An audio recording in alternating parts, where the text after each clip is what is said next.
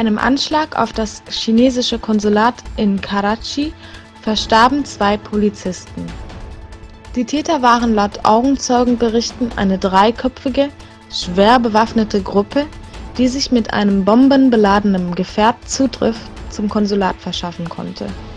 Bei dem gewaltsamen Akt kam es zu einem Gefecht zwischen den Angreifern und dem im Konsulat stationierten Sicherheitspersonal.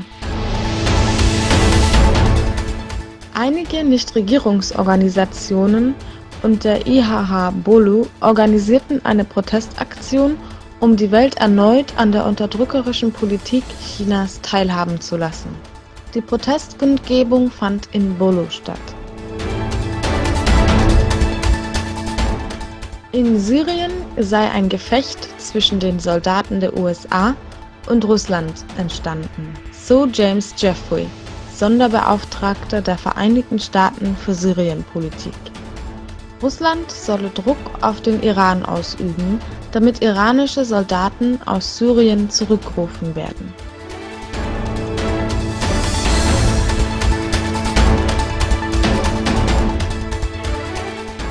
Zum Fall Khashoggi formulierte die Washington Post scharfe Kritik an Donald Trumps Schweigen. So heißt es: Lobe Trump, behandle ihn wie einen König, zeig ihm eine Handvoll Geld und sag ihm, dass du einen dir unliebsamen Journalisten töten willst, und er schaut weg.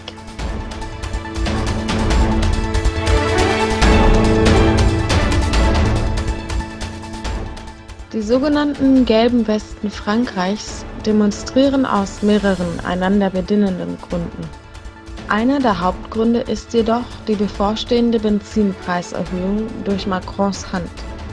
Nun weiten sich die Protestaktionen immer weiter aus. So geschahen gewaltsame Ausschreitungen auf der Réunion-Insel und bei Auseinandersetzungen zwischen Sicherheitspersonal und Demonstranten wurden etwa 30 Personen verletzt und 109 Menschen inhaftiert.